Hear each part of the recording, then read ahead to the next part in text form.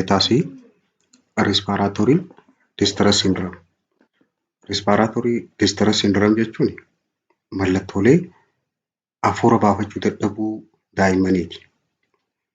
Kan isaanii jalqaba highly membrane disease dhukkuboota rakkoo alveolaa irraa mudachuu dandeessu. Premature infantiin daa'imni bakka gahee hin dhalatin lack of enough surfactant qaba jechuun waan alveolaa tana addaan akka banamtee teessu godha. Isa san hanqina isheedhaa qaba. Sababni isaa waan bakka gahee hin dhalatiniif. Daa'imman osoo bakka hin gahin dhalatan hundi rakkoolee kana qaban. Highly membrane disease one of most cause of mortality in preterm neonate. Dhukkuboonni hedduminaan daa'imman osoo bakka hin gahin dhalatan ajjeesuu danda'an dhukkuba kana. Dhukkubni kun akkuma maqaan isaa himu etiyooloojiin isaa surfactant deficiency dha. Hanqina waan alveolaa tana addaan dhiibee akka isheen banaa taatu taasisu kan hanqina isaa waan qabaniif. Respiratory distressiin mallattoolee garagaraa afuriin ibsuu dandeenya. Hafuura baafachuu hin dandeessu yeroo jennu presence of any one of four clinical feature dha. Mallattoolee asii gadii afran dubbanne tana keessa afran dubbachuu deemnu kana keessaa yooniif tokko jiraate hafuura baafachuu hin dandeessu jennaan. Inni jalqaba respiratory rate isaa 60 ol yoo ta'e daqiiqaa tokkotti 60 ol yoo ta'e. Inni lammaffaadhaa significant lower chest indrawing qoomti isaatuun yeroo hafuura baafatu yoo keessa gassesseente hafuura baafatu kanaa wajjin. Kabiraa giraantiingii yoo qabaate aadiinsa yoo aade yookaan immoo central cyanosis qaamni isaa halluu bifa cuquliisa yookaan blue colorii yoo qabaate daa'imni kun respiratory distress qaba jennaan. Risk factoriin highly membrane deficiency kana daa'imman rakkoo kana mudachuu danda'an. Inni jalqabaa prematurity dha. Osoo bakka hin gahin dhalachuu. Osoo guyyaa silaatti dhalattu san hin gahin. Kabiraa maternal DM dha. Haati yooniif DM qabaatti. Dhukkuba sukkaraa. Inni biraa male sex dha. Saalaan dhiira tahuuni carraa dhukkuba kanaan qabamuudhaa guddaa gooti. Kabiraa second born twin dha. Daa'ima lammaffaa dhalate. Lakkuu isa lammaffaadhaa. Tokko normaalii ta'a. Tokko immoo hanqina isaa kanaa qabata. Inni biraa cesarean section delivery dha. Warreen baqaqfamee dahe. Osoo bakka hin gahin rakkoo sababa abnormaalitii irraa kan ka'e warreen baqaqfamee dahan daa'imman isaanii rakkoo kana mudachuu danda'an. Kabiraa perinatal asphyxia dha. Osoo hin dhalatin yoo ukkaamaman garaa keessatti jechuudha. Kabiraa cold stress dha. Qabbana. Qabbana yooniif eega gabbahanii booda qabbanaan hubaman carraa highly membrane deficiency dha kan mudachuu danda'an. Haala kamiini prematuritiin kun surfactantii kana balleessa. Takka prematuritii qaba haa jennu yookaan immoo cesarean sectioniidhaan dhalate. Takka intrapartum asphyxia qaba garaa keessatti ukkaamame yookaan haadha santu DM qaba. Sababa kanarraa kan ka'e diminished surfactantiin dhufa. Wanni sila alveolaa addaan dhiibaa suni ni dhabamti. Kana booda daa'imni kun rakkoo isheen mudan progressive atelectasis lung collapse itti dhufa. Hypoventilation. Hypoventilation jechuun hangi silaa isiin qilleensa fudhattu gabbu'a. Kana booda carbon dioxide itti ol ka'a, oxygen gabbu'a. pH illee gabbu'a. Kanaaf daa'imni kun mallattoolee hypothermia fa'a, qabbanaa'uu fa'a, ukkaamamuu fa'a, tachypnea, respiratory rate ol ka'uu fa'a mudachuu dandeessi. Kabiraa sababa oxygen irraa gabbu'ee carbon dioxide ol ka'e kanaan shookii keessa seenti daa'imni kun. Eega shookii taatee booda pulmonary vasoconstrictionidhaan dhufa. iddoonni dhiigaa somba keessa jiran walitti dhidhiphataniiti alveolar hypoperfusioniin dhufa. Alveolaayi dhiigni garasii deemu daranuu ni xiqqaata. San booda cellular metabolismiin wal nyaatinsi keemikaalaa kan qaama keessatti gaggeeffamu ni jeeqama. Kana booda daa'imni tun du'uu dandeessi jechuudha. Clinical featurein daa'ima kanarra mul'achuu dandeessu mallattoon ijoonsaa it usually appear within minute. Dhalattee daqiiqaa keessatti irra mul'achuu dandeessi. Mallattoon akkam? Inni jalqabaa taakipiiniyaadha. Respiratory rates garmalee ol ka'u 60 ol kutaa. Nasal flaring funyaan kanaatiitu akkanatti bakbak jaa. Subcostal and intercostal retraction qabdi. Gogaan cinaacha jidduu jiru kunii fi akkasumas subcostal jechuun karaa gara gaxaanu kun bakka cinaachitti dhaabbatu. Gogaan naannawaa saniin jiru keessachi sisseena. Cyanosy and expiratory granting qabdi. Halluunsi blue color jijjiiramti. Yeroo hafuura gara alaatti baafattu ni aaddi. Expiratory granting jechuusa. Decreased bilateral air entry. Yoo stethoscopeedhaan dhageeffatte qilleensi gasseenu kuni wal qixan seena. Gad xiqqaata. Natural coursein dhukkuba kana adeemsi dhukkubni kun keessa dabru. Characterized by progressive worsening of cyanosis and dyspnea qabdi. Halluun karaa buluutti jijjiiramte kun dhawaatumaan itti dabalaa deemteeti boodarraa hafuura baafachuu gaddatti. Dyspnea. Diagnosisiin isaa inni jalqabaa histiriidhaa fi physical examinationidha. Seenaa ukkaamamuu fa'aa gaafannee qaamarratti waan amma jenne kana laaluudhaa fi chest x-ray fa'aa raajiidhaan laaluu dandeenya. Alveolaayisii. Tiriitmentiin daa'ima kanaaf godhamtu inni jalqabaa thermoregulationidha. Sababni isaa qabbantii tuni risk factoriidha jenna. Kanaaf temperature isii kana tasgabbeessu. Inni biraa fluidii kennuudhaaf dhangala'aa. Kabira antibiyootikii kennaniif. Antibiyootikii warreen broad spectrum ta'an kennaniifi. Inni biraa ventilatory supportidha qilleensa kennuudhaaf oksijiinii. Kabira CPAP jechuun cardiopulmonary arrest yoo taate yoonii fi onneedhaa fi sombisii ka dhaabbatu taate CPR illee ni dalaganiif. Inni biraa surfactant therapyidha. Daa'imman hanqina isa kanaa qabaniif wallaansa godhamuuf. Keessaafuu ittisa isa kanaatiif haati takka yoonii fi DM fa'aa qabaatte carraan highly membrane deficiencyidhaa waan jiraatuuf administration of dexamethasone to the mother. Haadhaaf dawaa kana kennaniif. 48 hours before delivery. Warreen osoo bakka hin gahin dirqamaan bahuu qabdi jedhamee murtaa'e cesarean sectionidhaan haadha saniif dexamethasone kennaniif akka sombii daa'ima kanaa booda guddatuuf. Yoo isa kana kennuufii baatte highly membrane deficiencyidhaatu mudata daa'ima kana. Inni lammaffaa meconium aspirationidha. Meconium aspiration jechuun meconiumiin sagaraa jalqaba daa'imman baasan sani bishaan garbaa san keessatti sagaraa daa'ima irraa baatu sani meconium jedhaniin. Meconiumiin kun yooniif afaanii fi funyaaniin daa'ima kana seente sababa isii tanaan fe'amuurra mallattoo hafuura baafachuu dadhabuudhaatu mudata. Respiratory distress in newborns through meconium stained amniotic fluid. Dhangala'aa amniotikiidhaa san kan sagaraan kun keessa bulbulamte daa'imni yoo kanaan fe'amte rakkoo harganuudhaa qabaatti. The passage of meconium in utero accompanied 8 to 20%. Warreen da'an keessaa parsantii 8 hanga 20 meconiumii gadaam isa keessatti baasuu danda'a. Sagaraa jalqabaa san. It is seen predominantly.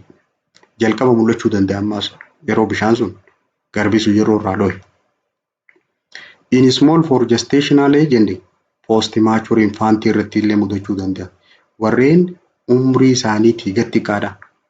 Small for gestational age jechuun silaa gestational age umriin isin garaa keessa turte torbaan 37 ol kuttee jirti. Garuu kiiloonsii hammisiichi gadi. Post mature infant warreen bakka bira hoteellee. 10 up to 15 birth meconium stained amniotic fluid warreen osoo bakka hin gahin dhalatan keessaa parsantiin 10 hanga 15 carraa isa kanaa qabaachuu danda'anii parsantiin 5 nimooniyaa sababa kanaan dhufuun qabamuu danda'u. Parsantiin 30 ammaas mechanical ventilation barbaadan oksijiinii dabalataa eega dhalatanii booda. Parsantiin 3 hanga 5 expire godhuu danda'anii hafuura baafachuu danda'an. Risk factory meconium aspiration akka daa'imni isa kana fe'amtu wantoonni godhuu danda'an tokkoffaa placental dysfunction rakkoo hobbaatiiti. Inni biraa fetal hypoxia daa'imni oksijiinii dhabdee ukkaamamu garaa keessatti. Antepartum hemorrhage osoo daa'imni sun garaa keessa jirtu dhiigni jalaa yaa'u. Kan biraa post maturity Post maturity jechuun guyyaadhaa fi hangi isiin guddachuu jirtu waliin gitu. Kan guyyaan silaa dabree jiru isin hin bilchaan isin bakka san hin geenye. Kan biraa risk factoriin breech delivery yoonii fi karaa silaa normaalii osoo hin ta'in karaa abnormaaliitiin kan dhufte taate daa'imni sun. Breech delivery jechuun hudduu tanaan dhufte. Daa'imni mataan gara haadha keessa ol garagalee. Daa'imman akkasii suni carraa mikooniyamii kana dhuguudhaa qaban. Mikooniyam aspirationii heddumminaan isaan kanaan mudata. Paatoofiziyooloojiin isaa akkamitti daa'imman kun waan kana akkamitti dhuguu danda'a? Jalqaba daa'imni sun ni ukkaamamte garaa keessatti fetal hypoxiaadhaan dhufe. Jalqaba daa'imni sun ukkaamamteeti mikooniyamii san firraa baafte sagaraa san baafte osoo cinqamtuu osoo rakkattuu. Inni sagaraan isiin baafte kuni it is stained amniotic fluid. Bishaan san keessatti dabalameeti daa'imni hulii bishaan san dhugdi. Mikooniyam aspirationii haala kanaan dhufu. Egaa aspirate gootee booda egaa karaa qilleensaa keessa sagaraan tun goseente obstructionii fide. Peripheral and proximal airway obstructionii fide. Karaan qilleensaa ni cufama. Eega cufamee booda nimooniyaadhaan qaba daa'ima. Inflammatory and chemical pneumonitis inflammation of lung parenchyma mudata. Adeemsi dhukkubni kun keessa dabru paatoofiziyooloojiin isaa kana.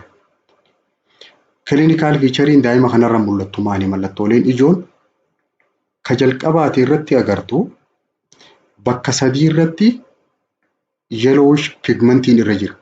Halluun qalama keelloodhaatiitu irra jira. Qeensa nail skin and umbilical cord irra.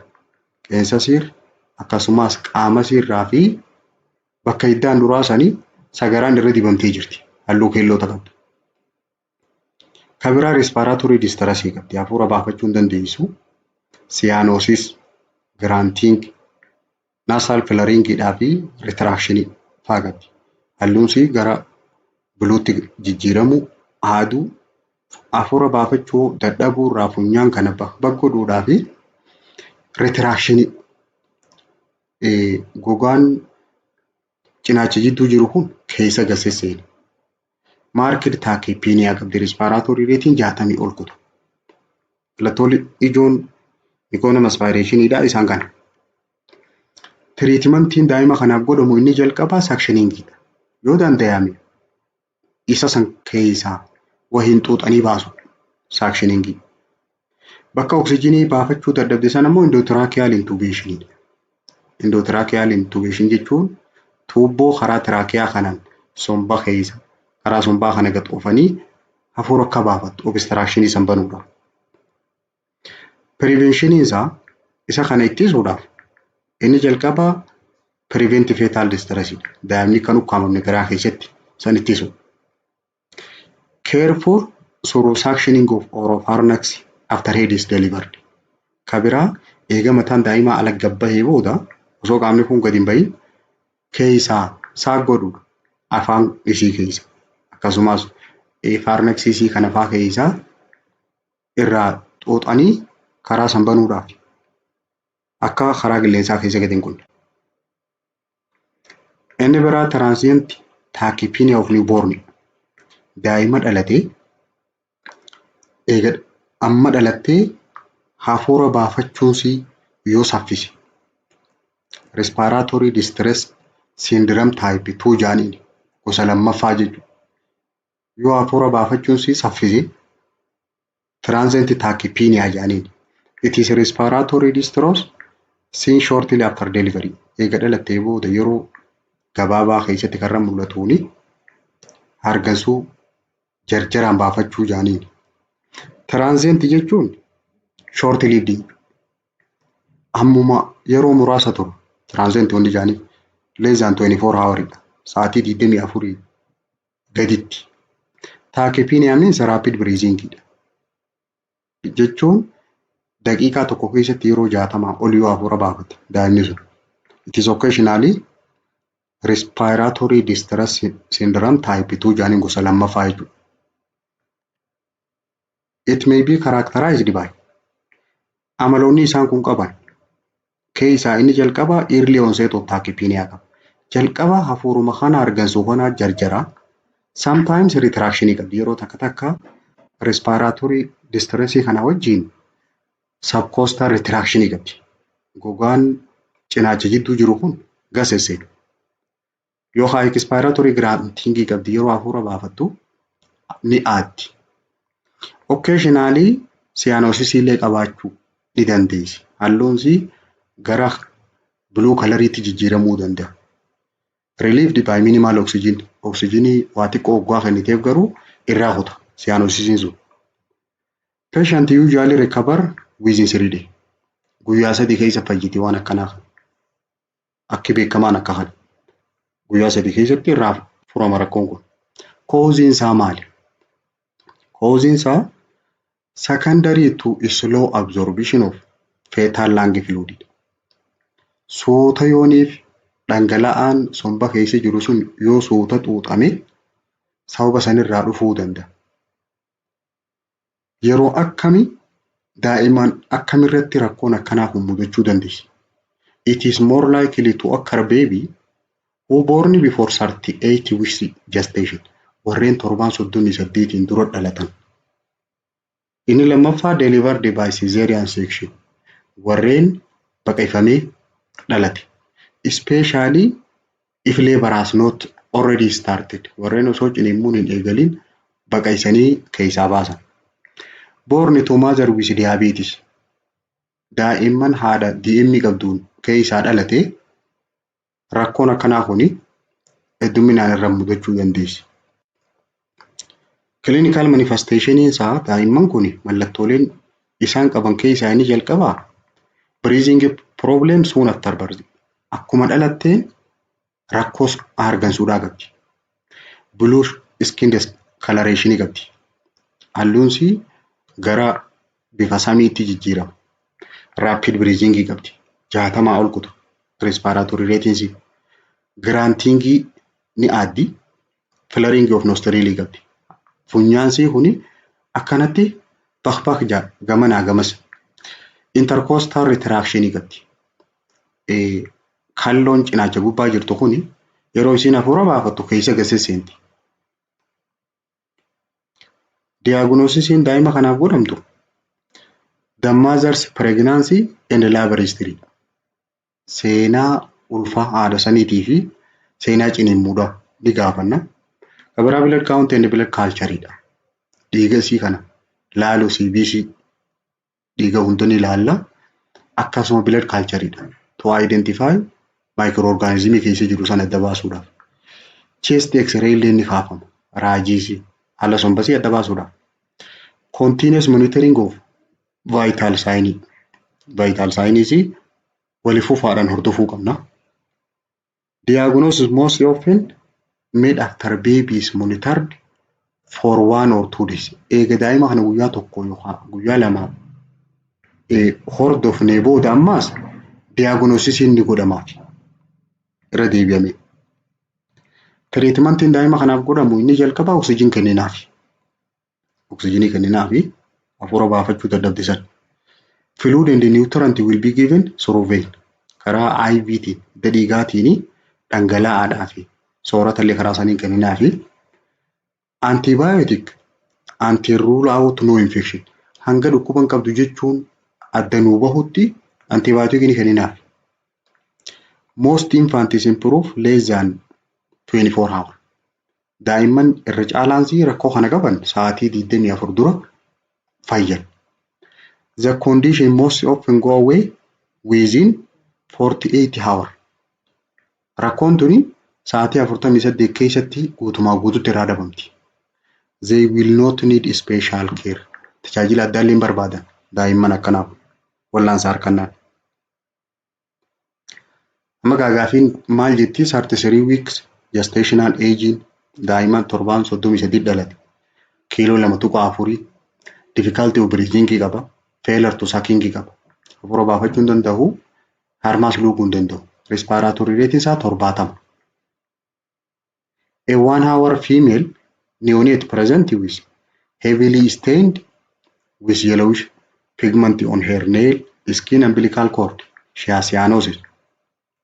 Kabiraa daa'ima dubartiidhaa tokkootu dhalatee halluu keelloo bakka sadiin kanarraa qabu. Qeensarraa, gogaarraa ni qabdi. Umbilicus irra illee ni qabdi. Bifti isii cyanosisiidha, buluudha. Filariingii qabdi naasaalisii yoo laaftu funyaansii. Intercostalii retractionii qabdi. Respiratory ratein 76. Temperature 36. Most likely diagnosisiin isaa maali? Diagnosisiin daa'ima kanaa inni irraa gadii kun meconium aspiration. Kun ammoo respiratory distress syndrome dha. Causein isa kanaa maali? Sababni isaa meconium aspiration dha. Manaajimentiin daa'ima kanaaf godhamu oksijiinii fa'aa kennuudhaan antibiyootikii fa'aa. Perinatal asphaxia or hypoxia jaaniin. Perinatal asphaxia jechuun garaa keessatti ukkaamamuu jechuudha. Takka hanqina oksijiinii dhabu jechuudha. It is insulting to the fetus or newborn. Daa'imni cinqamaa jiraachuu yookaan rakkachaa jiraachuu due to hypoxia. Sababa oksijiiniin qaama keessaa gad xiqqaateef yookaan ischemia to various organ yookaan immoo orgaanii keessaa sababa oksijiiniin gad bu'eef cinqamaa jiraachuu daa'imaatu perinatal asphaxia jaaniin. Failure to establish efficient breathing at 1 minute of age. Dhalattee daqiiqaa tokko keessatti yoo sirriitti harganuu dadhabde perinatal asphaxia jaaniin. Apgar scorein duwwaarraa hanga 6 jidduu yoo ta'an. It is characterized by hypoxia and hypercapnia. Oksijiiniin gad bu'a, carbon dioxide ol ka'a. Hypercapnia jechuudha. It is emergency condition dha. Haalli kanaaf saffisaan wallaanamuu barbaaddi. Akkasumas need quick treatment. Wallaansa hatattamaa barbaaddi. Haalonni kanaaf. Etiolojiin isa kanaa maali daa'ima kun? Wanni garaa keessatti ukkaamamuuf inni jalqaba maternal factor dha. Maternal factor jechuun haala haadha sanirraa dhufu, rakkoo haadha sanirraa dhufte. Hypoxia haadha yoo haati ukkaamamte. Anemia yoo qabaatte haati sun hanqina dhiigaa. Diabeetii yoo taate, deemni yoo qabaatte haati sun. Hypertension yoo qabaatte. BPC garmalee ol ka'ee yoo jiraatu. Smoking cessation yoo taate. Warreen sigaaraa aarsan yoo taate. Heart disease yoo qabaatte haati sun. Too old or too young yoo taate. Garmalee umriin isii kan ol guddatte takka ammoo garmalee ijoollee fa'aa yoo taate daa'imni isii sanii ukkaamamuu danda'a. Tokkoffaan kana. Koozii lammaffaa delivery condition dha. Haala da'umsaati. Abruption of placenta. Placenta abruption jechuun placentaan bakka duraan dhaaba gadaamessa isaatti maxxanee jiru sanirraa yoo gad buqqa'e osoo da'umsi hin gahin. Pilaasentaa piriiviyaa yoo qabaatte. Pilaasentaa piriiviyaa jechuun pilaasentaan dura bahuu jechuu daa'ima dura. Premature rupture of membrane osoo yeroon hin gahin yooniif bishaan garbaa sun dho'an. Daa'imni kunis ukkaamamuu dandeessi. Kan biraa fetal factoryidha. Rakkoo ilmoo sanii daa'imman garaa jiru sanirra multiple pregnancy faa yoo taate, lakkuu faa yoo taate. Congenital or malformed fetus yoo akka malatti uumamte rakkoo uumamaa yoo qabaatte daa'imman akkanaa kun ukkaamamuu danda'an. 90% due to placental insufficiency akka waliigalaatti rakkoon daa'imni garaa keessatti itti ukkaamamu parsantiin 90 hanqina pilaasentaati. Obbaatiin suni yoo oksijiinii sirriitti dabarsuu dadhabde. Decrease oxygen supply and decrease carbon dioxide in hydrogen removal. Oksijiinii sirri geessuu dadhabuudhaa fi carbon dioxide sirri baasuu dadhabu. Less than 10% are postnatal insult due to pulmonary, cardiovascular and neurologic insufficiency. Parsantiin 10 gad garuu sababa rakkoo sirna hargansuudha, sababa rakkoo onneedha, sababa rakkoo narviidha. Sanirraa dhufuu danda'a. Parsantiin 90 immoo due placental rakkoo obbaatiidhaati. Clinical manifestation in daa'ima kanarratti mul'atu maali? Depending on organ affected. Orgaanii miidhame sanirratti hundaa'ee mallattoon dhufa. Kidney 50%dha. Keeziin sababa kanaan dhuftu rakkoo kaleetiin wal qabattee ta dhuftu parsantii 50. Central nervous system rakkoo narviitiin ta dhuftu immoo parsantii 28. Daa'imni garaa keessa yoo ukkaamamte orgaaniisiin miidhamuu danda'a. Cardiovascular parsantii 25 dhufa. Pulmonary parsantii 23. Rakkoo sombaatiin. Rakkoo onneetiin 25. Daa'ima sanirratti mallattoo mul'atu. Orgaanii miidhame irratti mallattoon isaa mul'atti. Central nervous system infarction, intracranial hemorrhage, seizure mallattoolee kana faa dhufa. Daa'ima sanirratti yooniif orgaanii miidhame sun narvii taate dhiigni keessatti yaa'uu faa danda'a. Intracranial hemorrhage faa jiraachuu danda'a. Gaggabni faan jiraachuu danda'a.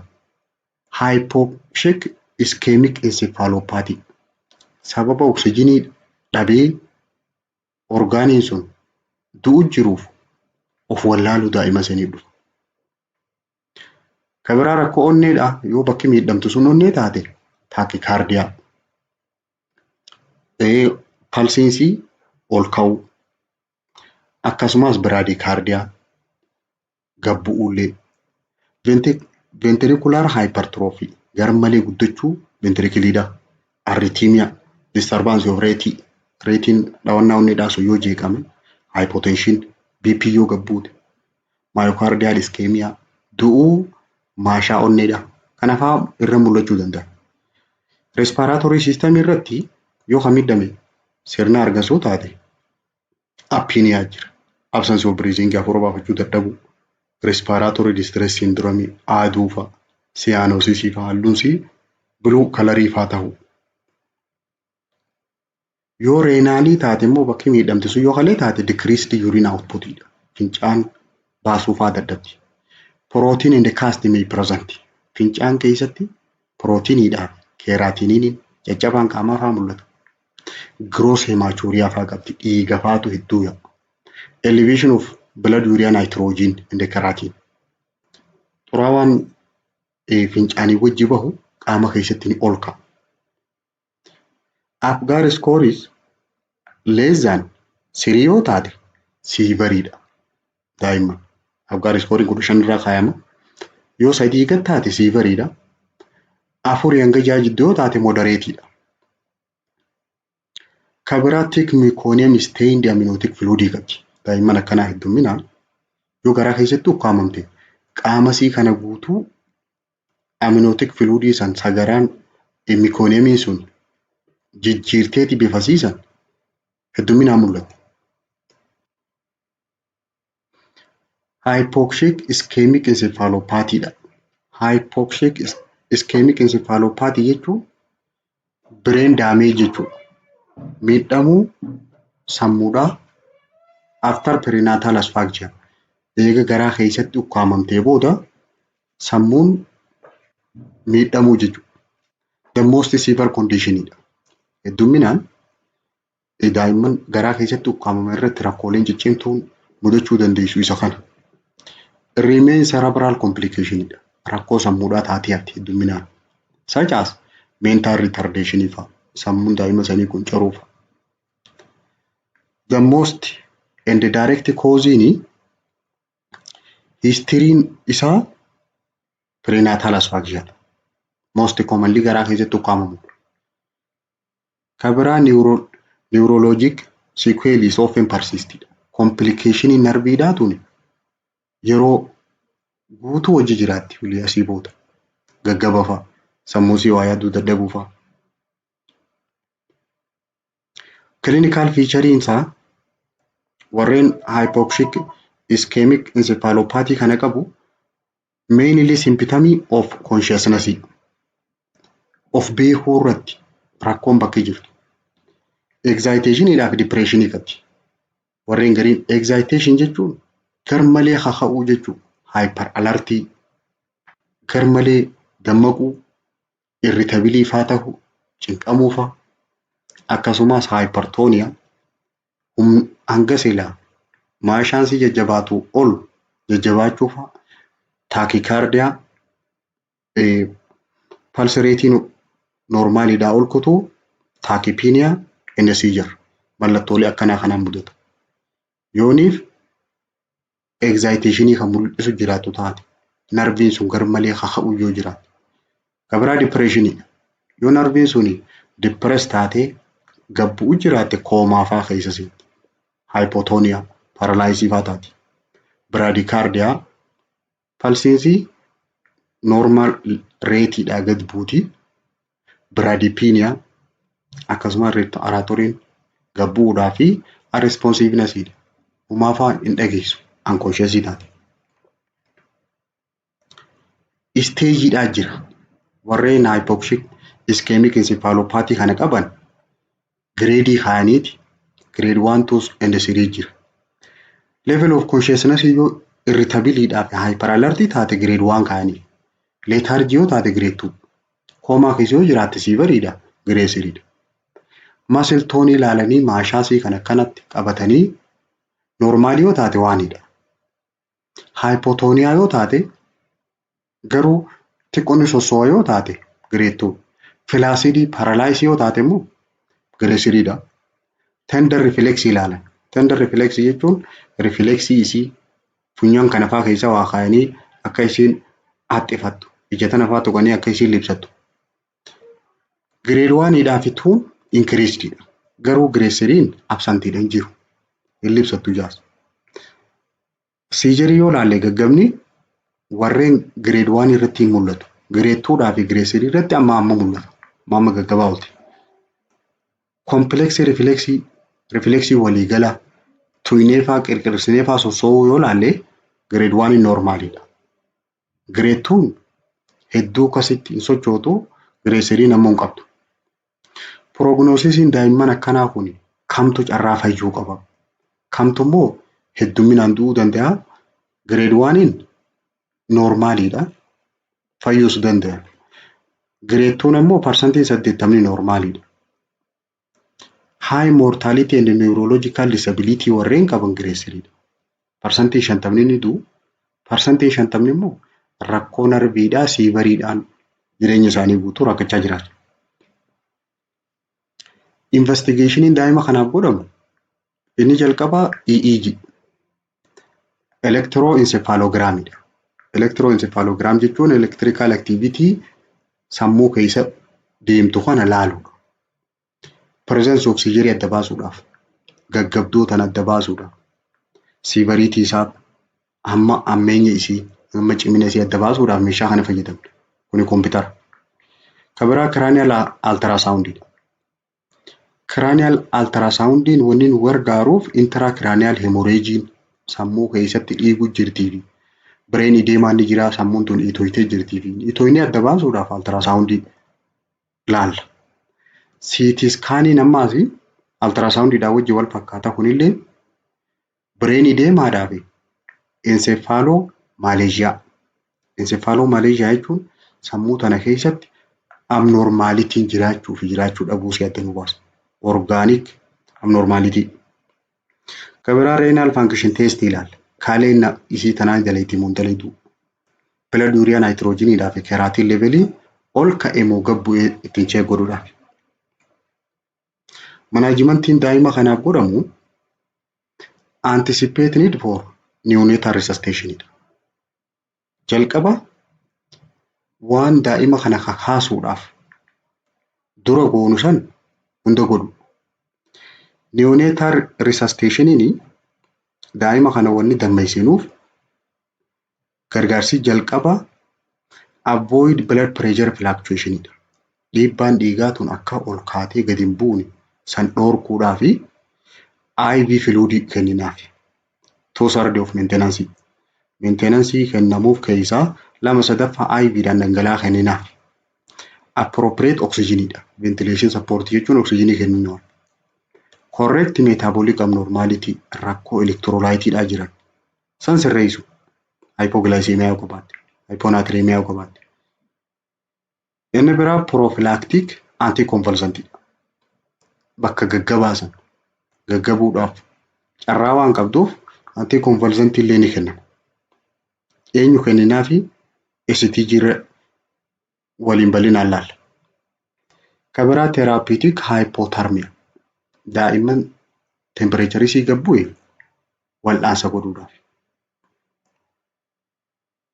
Neonatal resuscitationidhaaf algooriizimii nuti hordofnu kana. Jalqaba time frame sakandii 30 keessatti dhalatteemi tarmiin isii hangam takka umrii hangam takka dhalatte. Amniotic fluidiin kiliiriidha. Breathingii qabdi. Good muscle tone qabdi. Yoo yeesii taate routine care essential newborn care kuttu.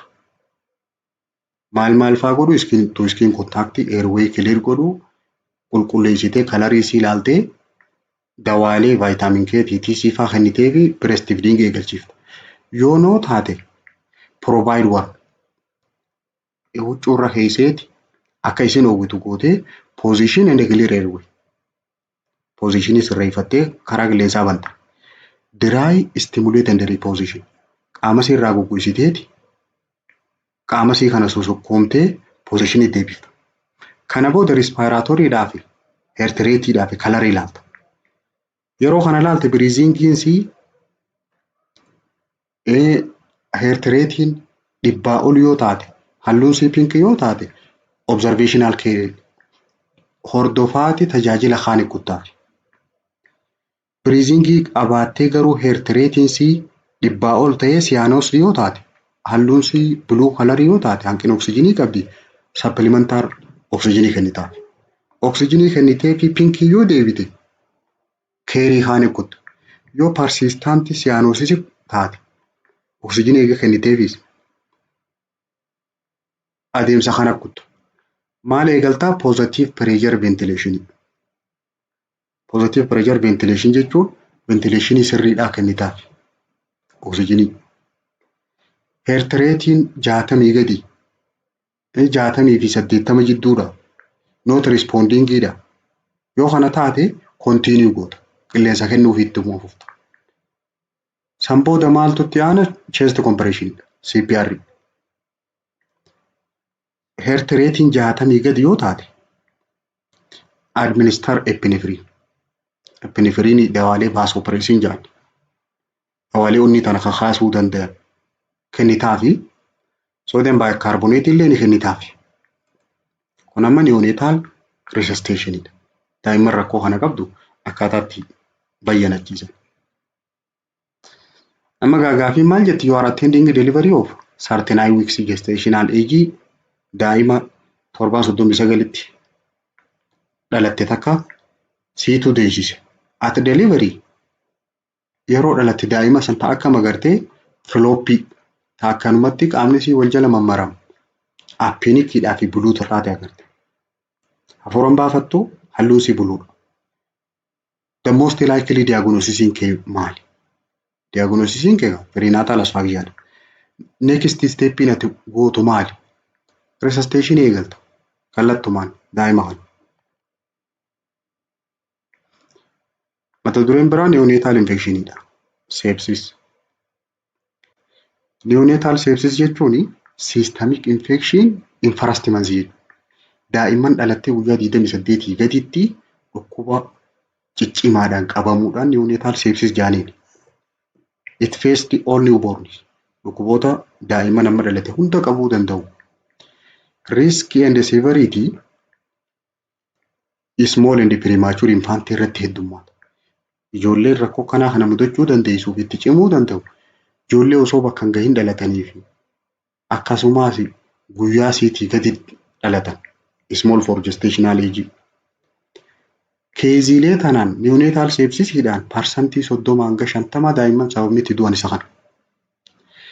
Sepsisiin neonatiidha. Daa'imman kana baakteeriyaan dhukkuba kanatti fiduu danda'u. Inni jalqabaa meningitis, septicemia, pneumonia, arthritis, osteomyelitis fi UTI dha. Hedduminaan sepsisiin ijoollee irra mudachuu danda'u. Baakteeriyaan summiin isaa ciccimtuu taate kan daa'ima kana ajjeesuu danda'u isaanan kana. Neonatal sepsisii kana qoodamiinsa qaba. Early onsetidha jira inni jalqabaa. Early onset jechuun rakkoon tun guyyaa 7 gaditti irra mul'atu. Occur within 1 week. 7 tokko gaditti dhukkuba kanaan qabamte. Causein isa kanaa maali? Organism prevalent in maternal genital tract. Organismii qaama saala haadhaa sanirra jiru saniin. Akkasumas labor room manatti isheen sun dhalatte. Fi operational theatre bakkatti baqaifamtee isheen tun deeyise organismii bakka san jiruutu daa'ima kana qaba. Majority causein isa kanaa baakteeriyaa kan group B streptococcus, Escherichia coli, Klebsiella, Enterobacter. Warreen kana early onset neonatal sepsis qabatu. 7 tokko gaditti daa'imman ka dhukkubsiisa kana. Majority manifest with respiratory distress. Dhukkuboonni kun mallattoolee hargansuu dadhabsiisuudhaan qaban hedduminaan. Isaan kun risk factor for neonatal sepsis. Daa'imman akkamtu carraa kana mudachuu danda'a. Inni jalqabaa barzii asphyxiaadha. Yeroo dhalattu sayyoo ukkaamamte. Unclean vaginal examination. Yeroo vaginal examination godhayooniif adeemsa sterilitiin eeggatina. Foul smelling liquor. Dhangala'aan irraa yaa'u sun yoo foolii qabu taate dhangala'aan haadha keessaa yaa'u. Prolonged labor. Ciniinsuu yoo sa'aatii 24 ol irra turte jalaa ol seenuu danda'a. Preterm and low birth weight. Daa'ima osoo bakka hin gahin dhalattee fi kiiloon ishee xiqqoodha. Prolonged rupture of membrane. Eega bishaan garbaa sun dhoowwanii sa'aatii 24 ol yoo turte. Maternal pyrexia. Haati sun yoo laayiddaafaa qabaatte. Other congenital immune defect. Rakkoo immuniitiidha. Dhaloota. Sayyoo qabaattee daa'imman kun carraa dhukkuba kanaan qabamuu qaban. Qoodamiinsi itti aanu late onsetidha. Late onset jechuun 7 ol jechuudha. Occur after first week of life. 7 eega guuttee booda dhukkubni kun itti dhufa. Most causing gram negative bacteria. Gram negative bacteria warreen jennu warreen akka Klebsiella fa'a, Enterobacteriidhaa fi Escherichia coli fa'a, Pseudomonas fi Salmonella. Warreen gram positive ta'an ijoollee 7 tokko olitti dhukkubsuu danda'an. Warreen akka Staphylococcus aureusii fi Staphylococcus albasi fa'adha. Isaan kanaatu most commonidha. Usual sourcein bakki dhukkubni kun irraa dhufu inni jalqabaa incubator'idha. Bakka ijoollee jala ciciibsan san oowwisuudha. Kabiraa resuscitation equipment'idha. Meeshaa ittiin daa'ima harganuu dadhabee ittiin kakaasan san. Feeding bottle catheter. Catheter ittiin nyaachisan akkasumas infusion set and site meeshaalee dhangala'aa ittiin kennanii fi bakka dhangala'aa kennaniif san orgaanizimoota baakteeriyaa karaa saniin seeneetu ijoollee tana torbaan tokko olitti guyyaa 28 gaditti dhukkuba kanatti fiduu danda'a.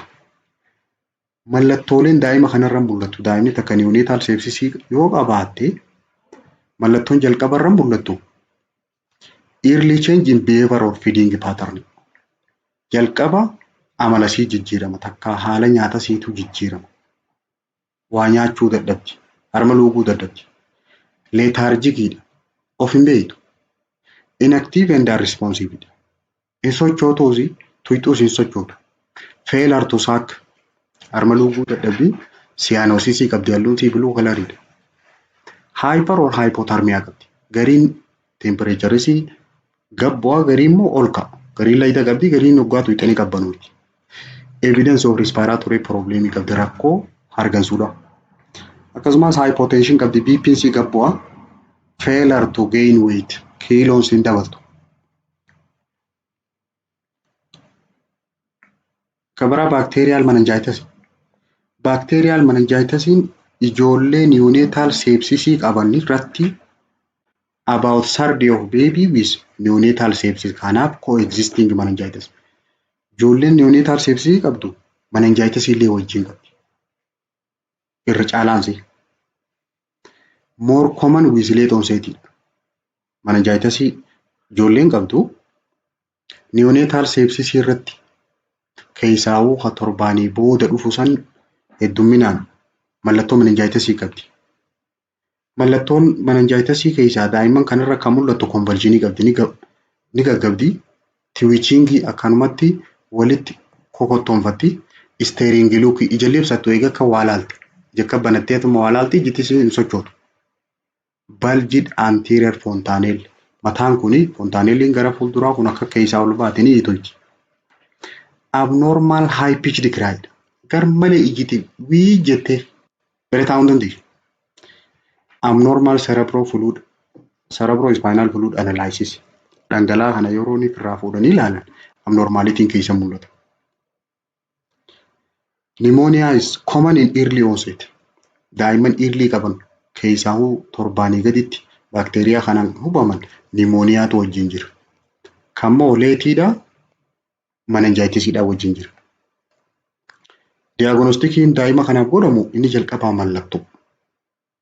Kabira dabalataan presence of risk factory bakka qulqullina hin qabne fatti dahuu eegaa cinimuun eegaltee faarra turu risk factory isaan kana. Inni biraa diagnostic testing keenya blood cultureedhaaf sensitivityidha. Dhiiga kana laboratorii keessatti culture goonee baakteeriyaa sana adda baasu. When indicated cerebrospinal fluid illee analyze goona. Maaltu keessa jira? Kabira chest x-rayidha. Raajii illee ni ilaalanii. Inni biraa urine analysis and urine cultureidha.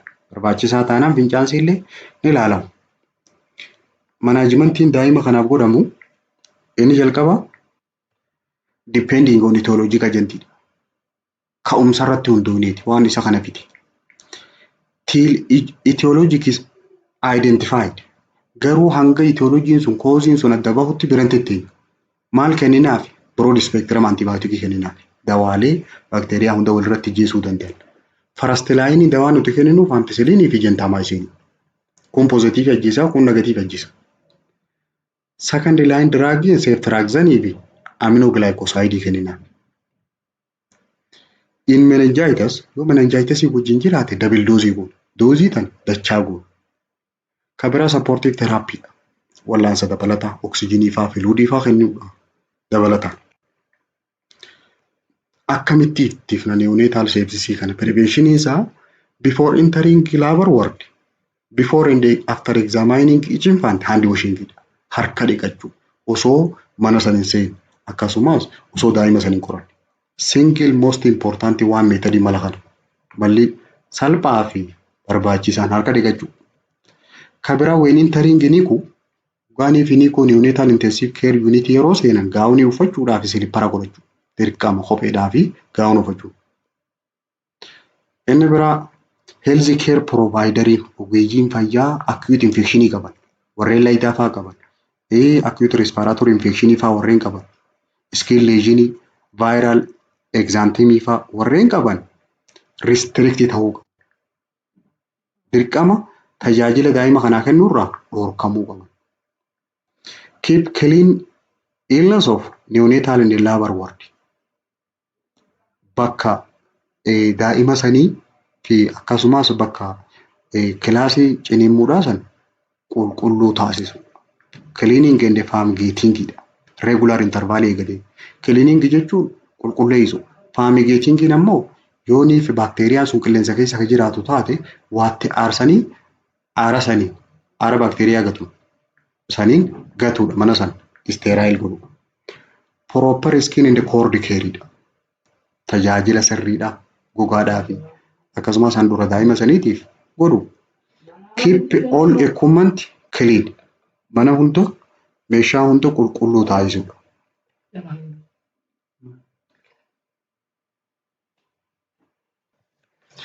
Case studyidhaa jira. Gaafii maal jette newborn whose estimated gestational age 38.